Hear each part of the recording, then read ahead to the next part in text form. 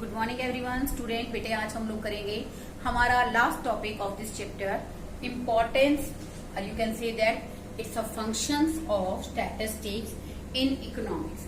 हमारे फंक्शंस क्या हैं, हमारी बेसिकली इम्पोर्टेंस क्या है स्टैटिस्टिक्स की इकोनॉमिक्स के अंदर। ठीक है बेटे, फर्स्ट पॉइंट है quantitative expression of economic problem. देखो बेटे, in a practical life as well as there are so many economic problems, be it is the problem of unemployment, poverty, okay, and shrinking exports. There are so many economic problems.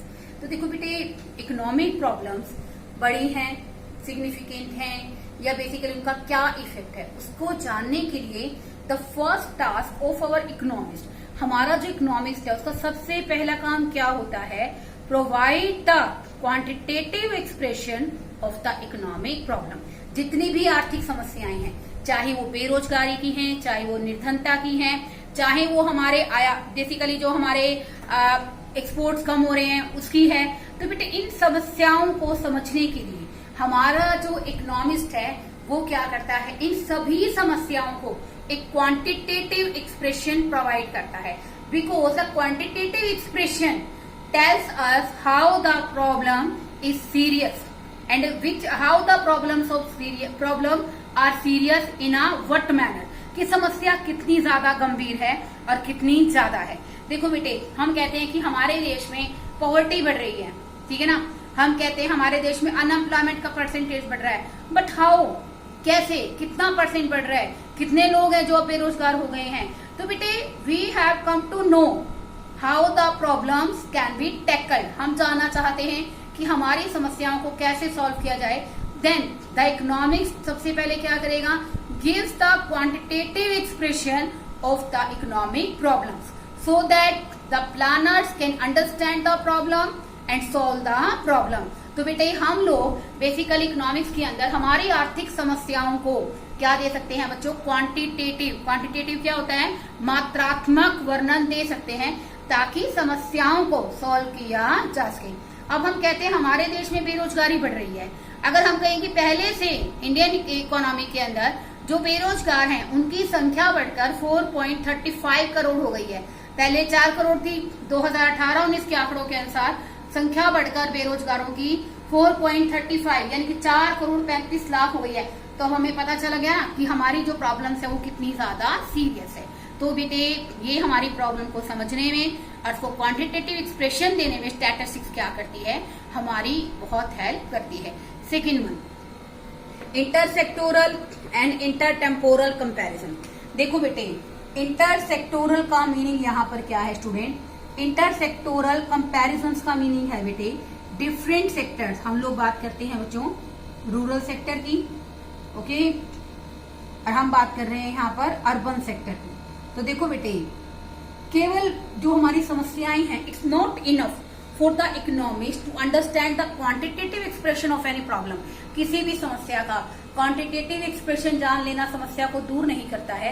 Economist basically क्या करते हैं, further classify करते हैं, ठीक है ना, further क्या करते हैं, कंपैरिजन करते हैं इंटरसेक्टोरल और इंटरटेम्पोरल। इंटरसेक्टोरल क्षेत्र के आधार पर कंपैरिजन करते हैं, in urban sector, in rural sector. In rural sectors women gate employment more then in urban sector, यानी कि शहरों के अंदर अगर हम बात करते हैं तो महिलाओं के बेरोजगारी का प्रतिशत ज्यादा है, क्योंकि बेटे गांव में महिलाओं के लिए काम करना कहीं ना कहीं क्या है बच्चों, पॉवर्टी के कारण कंपल्शन हो जाता है। तो बेटे मैंने क्या किया, comparison across the different sectors of the country. मैंने दो बेसिकली हमारे देश के अंदर दो डिफरेंट सेक्टर्स में क्या किया है, कंपैरिजन की है by using the statistics, okay. And intertemporal comparison, ये इंटरटेम्पोरल माने अक्रॉस द टाइम बेस, ये तो हमने सेक्टर के अकॉर्डिंग की है स्टूडेंट। अगर हम बात करते हैं इंटरटेम्पोरल कंपैरिजन्स की, तो बेटा जो इंटरटेम्पोरल कंपैरिजन्स हैं, जैसे 2020 में 2021 के अंदर कंपनी की सेल कितनी थी, पहले साल जो सेल थी कंपनी की 100 लाख थी, बाद में बढ़कर कितनी हो गई, 1.5 करोड़ हो गई। तो बेटे नो डाउट यहाँ पर हम लोग इंटरटेम्पोरल कंपैरिजन के अंदर हम लोग बेसिकली कोई भी चीज है बेटे उनको हम लोग टाइम के अकॉर्डिंग कंपेयर कर सकते हैं कि उस समय इतने लाख लोग, जैसे बेटे बेसिकली कोई भी प्रॉब्लम है कि उस टाइम प्राइस इतने ज्यादा थे, अब प्राइस कम हो गई हैं। There are so many changes which we can measure across the time. बहुत सारे ऐसे परिवर्तन हैं जिनको हम लोग समय के अनुसार क्या कर सकते हैं बेटे, माप सकते हैं। तो बेटे वो किससे माप सकते हैं? Using the statistics in our economics. Then we find out the conclusion. इसके आधार पर हम लोग निष्कर्ष निकाल सकते हैं, हमारे प्रॉब्लम्स को इजिली सॉर्ट आउट कर सकते हैं। Third one student, working out cause and effect relationship. इसका मतलब क्या होता है बेटे? कॉज, देखो बेटे कॉज होता है कारण, इफेक्ट होता है परिणाम, ठीक है बच्चे। तो ये बेसिकली जो हमारी स्टैटिस्टिक्स है वो क्या करती है, हमारी जितनी भी इकोनॉमिक प्रॉब्लम्स है या कोई भी चीज है बेटे उनमें कॉज और इफेक्ट का रिलेशनशिप क्रिएट करती है। और इफेक्ट रिलेशनशिप का मतलब यहाँ पर क्या होता है?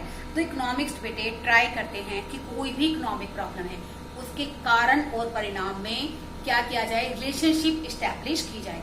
Then after that they provide suggestions, they provide effective diagnosis of the problem. ये कहीं ना कहीं क्या करते हैं, उन सभी प्रॉब्लम्स का इफेक्टिव डायग्नोसिस करते हैं, उपचार करते हैं, सजेशन देते हैं ताकि उन इकोनॉमिक प्रॉब्लम को सॉल्व किया जा सके।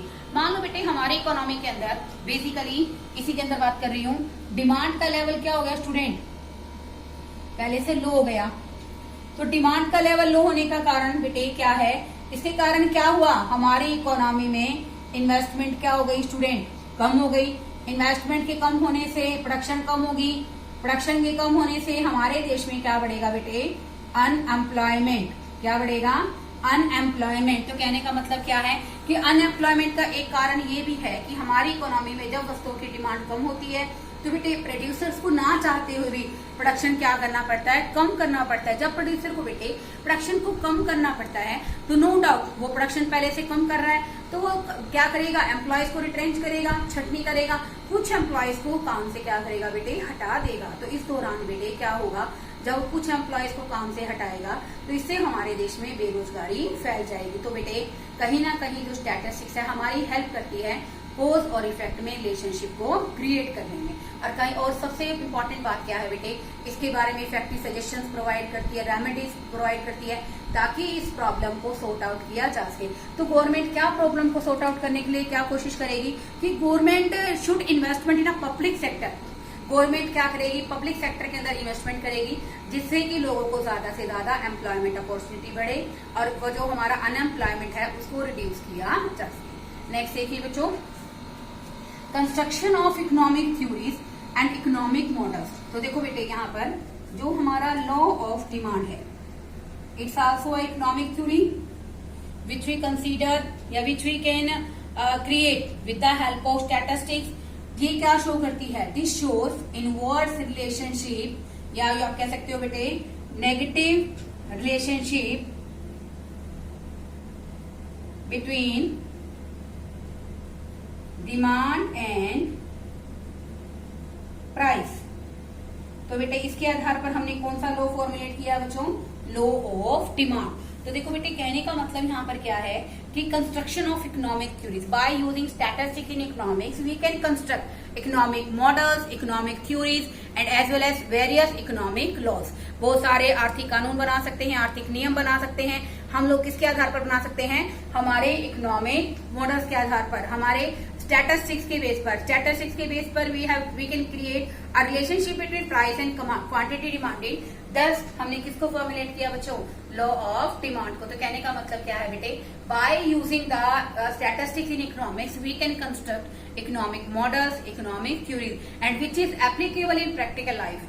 देखो बेटे आप सबको पता है कि बेसिकली जो लॉ ऑफ डिमांड है इट्स आल्सो प्रैक्टिकल एप्लीकेबल। ये एप्लीकेबल होता है ना रियल लाइफ में। हम लोग भी तो क्या करते हैं, अगर किसी वस्तु की कीमत बढ़ जाती है तो हम उसको पहले से काफी कम कर देते हैं खरीदना। तो बेटे यहाँ पर जो लॉ ऑफ डिमांड है, ऐसे बेटे आप एक अनदर एग्जांपल लिख सकते हैं बच्चों,